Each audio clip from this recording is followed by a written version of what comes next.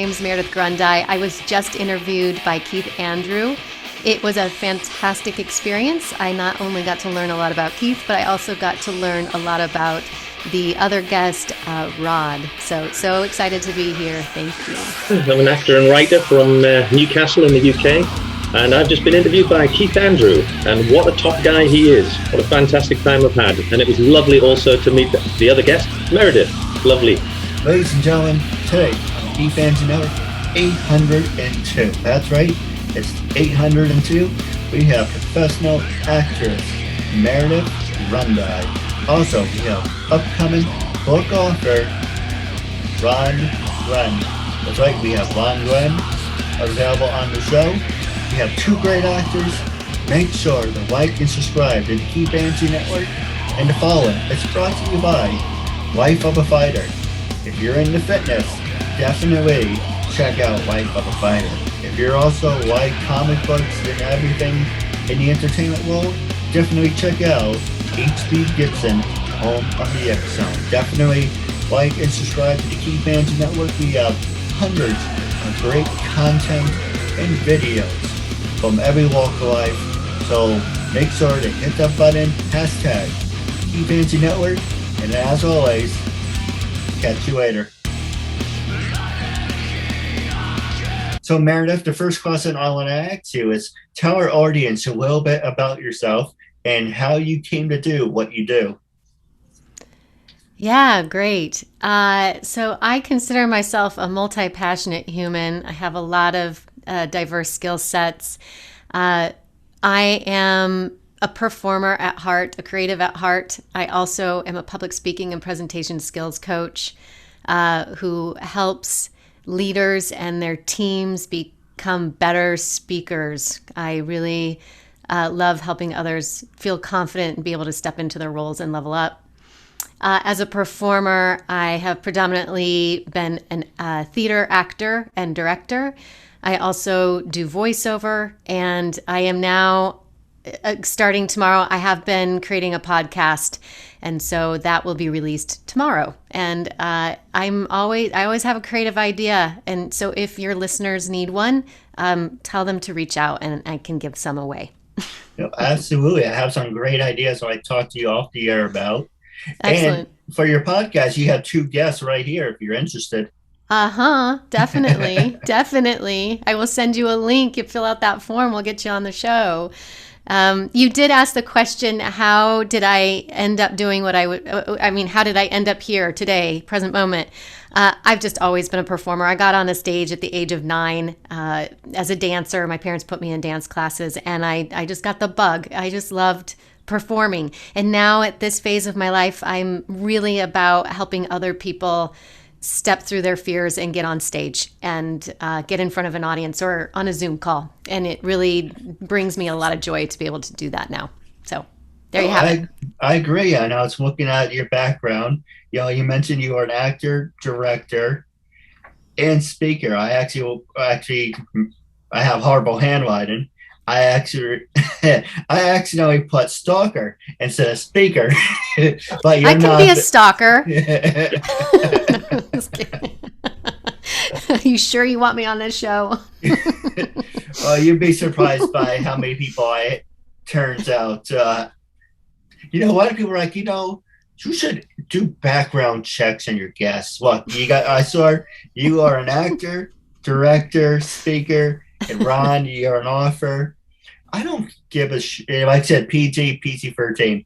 I don't give a shit what you do in your personal lives. That doesn't concern me.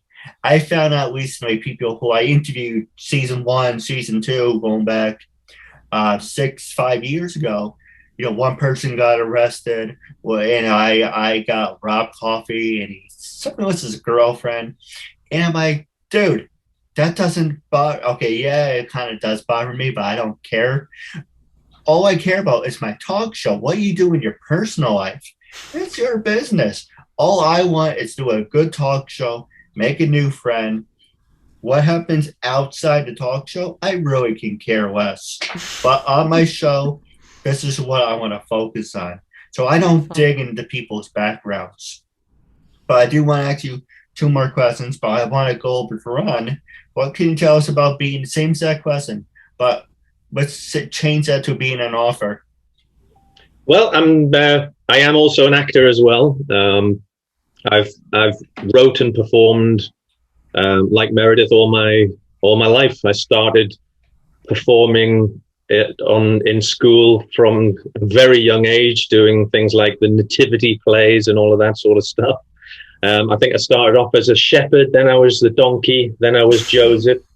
So a good career progression there.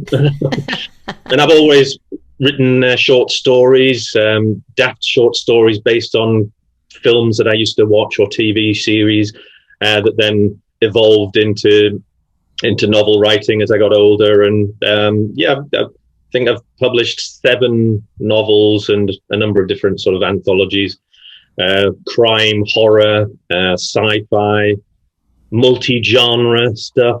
But I always say that I'm an actor and a writer because I would never give up one or the other. I love doing both, and I always will. No, I agree. Now, I like to have fun with our guests, and I'm gonna throw it at you guys, and you can throw it back at me. You can ask me anything, but I want to put Meredith on the spot. What is it about accents that women find appealing? And then, Ron, I'm going to throw it back at you, the same exact question, because I've thrown out there, hand of God, I love women, and something about a beautiful accent. Not to sound like an asshole, I do apologize, but something about a beautiful accent that sounds nice. But I want to hear from your point of views. You want to know how I feel about accents and women in particular? Yeah? Yes. Okay. I say if you're going to do an accent, do it well. and when it's done well and it's consistent, and there's a lot of even A-list actors that you will watch in a movie and it's not consistent. Maybe it's just my ear, but I notice it. I think it's beautiful. I think, and it's also, I think, and people who have a natural accent, whether you're British or what, it's always, I don't know, that's what makes the world go round, are these differences that we all have and that we all embody. And so if it's coming from a place of truth and it's done well as an actor, and or if that's just who you are as a human, it's beautiful. So that's my take. What about you, Rod? Accents, especially regional accents, they can be beautiful. I'm a Geordie, so I have a northeast England accent, but I'm fascinated with the subtle and not so subtle differences between accents, and in particular Irish accents and Scottish accents. I love those Gaelic accents. Because I'm ginger and northern, I tend to get asked to portray Scottish and Irish characters quite often. So I've spent quite a long time trying to perfect those accents and the different regional differences between all of them. Because in Ireland, they have something like about 50 odd different accents. There's not just one Irish accent. And again, that's what's so fantastic. Mm-hmm. Me from the Northeast, in the Northeast, we have several different accents as well. We have a proper Geordie accent, then we have a Northumberland accent, we have a Sunderland accent called Mackem, and there's the Middlesbrough accent, which is called a Smoggy. It's all fascinating, and without even getting onto all of the multiple different accents in the US and everything as well. It's just fascinating, all the differences between them. No, I agree. And a lot of people say to me occasionally, you sound like you have an accent. Well, I do have a disability. I don't consider that an accent, but it's kind of. Well, as you said, there's a New York accent. Hey, yo, forget about it.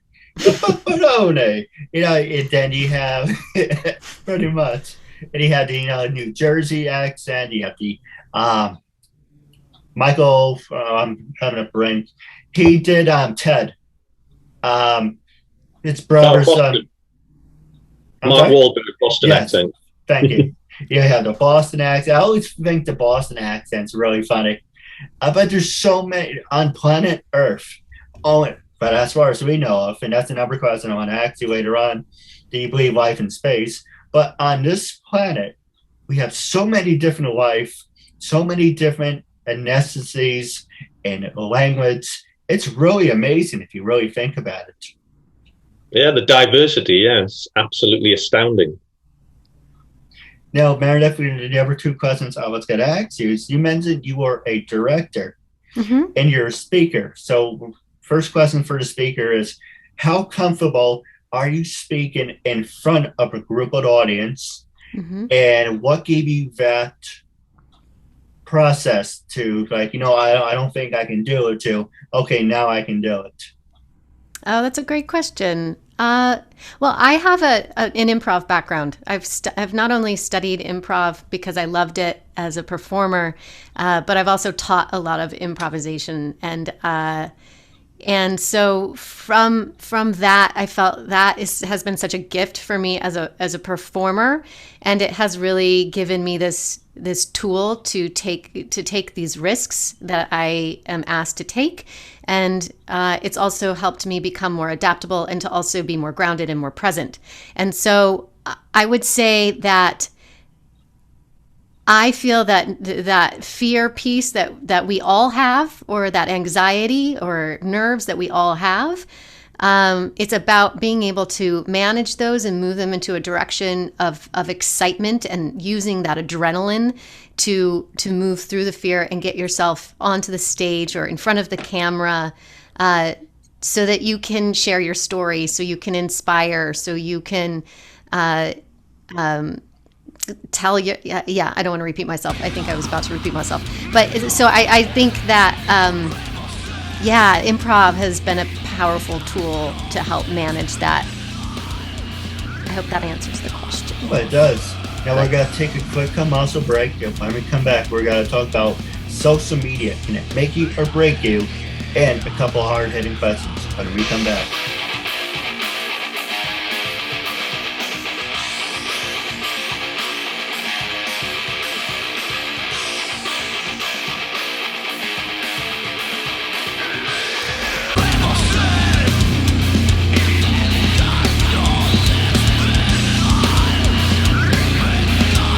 Ladies and gentlemen, welcome back to the Keith Andrew Network. The following is brought to you by H.B. Gibson, home of the F Zone. Get into the zone. Also brought to you by Life of a Fighter. If you're into fitness and you like eating healthy, definitely check out Life of a Fighter. Now, Ron, I'm going to ask you this next question. Actually, this question is for both of you, but let me go back a step. How this question is for you is, you mentioned you are a book writer. Have you ever thought about ghostwriting, and what can you tell about our audience about someone who wants to write a book but has no bloody idea how to write a book? That's a good question. I do a lot of editing and proofreading for other authors as well anyway, and have published other people's work. Everybody has a story inside them, but like you say, not everyone can write a story. So there are a heck of a lot of ghostwriters out there, and I've worked with some in the past for publishing other people's works. It's a very interesting process, because the ghostwriter has to find out through investigation and through questioning and all of that sort of thing, all about that person and how they want to write it, how they want for that story to be told. And when you're a stranger meeting someone to write a book for them, it's very difficult to find that out, and it's a very long and lengthy process to do that. But there's a lot of great ghostwriters out there who make a good living off doing that. So more power to them. Well, if you're interested, the reason I bring it up, a lot of people are like, for me, I keep saying once I get on I've been on TV one time, it's public access. I'm like, once I get myself out there more and people know who I am, then I will write a book. No, you're doing it wrong. You should write your book first. Then after you write your book, it will help you get on TV. So I'm thinking, all right, well, thank you for agreeing with me. But I was There's no right or thinking, wrong answer. Just write the book when you're ready to write it. Mm-hmm. It doesn't have to be beforehand or after, or when you're ready to write it, just write it. well, if you're interested, I would love to have you ghostwrite my book. Or Meredith, if you're interested in writing my book, I would love to work with you guys. But I was thinking, it's been this June, if you're do a little plug for it. This June on the 10th is my 8-year anniversary. I'm going to do a special show. I would love to have you guys join us. And I'm thinking, it's 8 years. Maybe I should write a book. And then I was thinking, 2 years, I know, thinking ahead, 2 years from now, it will be my 10-year anniversary. Wouldn't that be special to write a book officially on a 10-year anniversary? Because I was already playing it over my head. Why did you do it 8 years? Yeah, 8 years is special, but wouldn't it be nice to wait for 10 years? Number 10 is a solid number. I'm thinking, well, if I start now, it should be done by 2023, and then I can release it. Say I can write it right now and say, let's skip 2 years ahead and fill in the gaps. So I'm on the fence. Yes, I do want to write a book, but should I write? Should I not write? As a writer, what do you think I should do? And how long does a book usually take to get out? Well, there's no right or wrong answer, and I've written some of my novels in 6 months. Some of them have taken 2 or 3 years to write. My very first novel, I rewrote about 12 times before I was happy with it, and took about 7 or 8 years to write. So there's no right or wrong answer. In terms of getting a book published, it usually takes 2 to 3 months for the actual physicality of publishing a book and sorting proofs and formatting and all of that sort of stuff, creating covers. So it's the actual publishing of the book is not a long process. It's the writing of the book that's the long process. No, I agree. I don't mean to go on a ramble. I'll tell you guys a funny story. I got Joe's my brother, who wrote a book. And I'm like, well, if he can do it, I can do it too. So first off, its spell title is Title. I didn't really know that. So I wrote tittle. So when people sort of books, like, what's the tittle of the story? There's no such word as tittle. So the book was filled of spelling errors. And yes, I can say, oh, yeah, I made a book. But if it was meant to be a joke, then it would be funny. For an example, I said, my mom went to community college. Instead of saying community college, it said my mom went to comedy college. And then another one is from Long Island. And it says, I came from long land. Yes, I come land by water. It was meant to be a joke. It was, but I'm not really a storyteller. So that's why I'm like, oh, you're a book author. If both of you like to write and make a story out of it, that would be perfect. If you leave it to me, it's got to be god awful. And it's got to be another disaster. But like I say, not everybody's a writer. I would say you're a storyteller too. You could just record yourself telling stories on your phone. That's true, but storyteller. Yeah. To be honest, I really don't like how I sound. But you guys have great accents, so that's why it will be perfect. As you know, when you listen to audiobooks, it's not really the story, it's the person telling the story. So if they have a great voice, they can use their imagination, say, okay, now I can see visualize what this person looks like and where they're going. Instead of me talking like this, I'm like, I do understand what he's saying, but he's kind of slurring his words. Is he drunk? Or, I don't like how I sound. My grandmother used to hate being recorded because she hated how she used to sound. I'm like, oh no, you're crazy. But I record myself. I'm like, holy shit, I sound horrible. We all think you sound horrible. We all do. Everybody is their own worst critic. I always encourage people to just go and use your voice because there are people out there that need to hear it. I agree with you. And But not everybody has a voice. Yeah, use it. You know, there's a wrestler, CM Punk, the voice of the voiceless. So in a way, I'm kind of like that. Not to pat myself on the back or anything, but I want you guys to express yourselves. PG, PC-13. The highest I go is 14. But I'm not saying drop any F-bombs or anything. But I want you just to have fun and express yourself. But the next question I want to ask for both of you, so you guys can interact with each other, is social media. Can social media make you or break you with everything that you guys accomplish?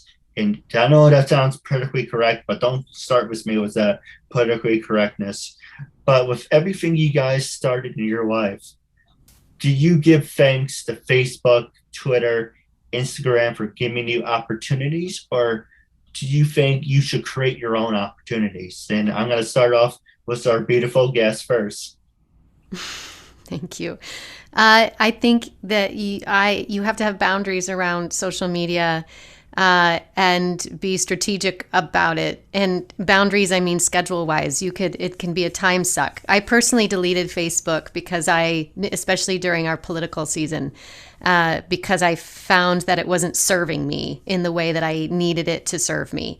And then Instagram is something I keep active. I have 2 different Instagram accounts, with my business one and then my more personal one. And I enjoy it. So as long as I'm continuing to enjoy it and I have my schedule down, we're good. And I don't get sucked into it too much. I'm not scrolling constantly. The new social media, though, that has emerged, which is Clubhouse, I have been on.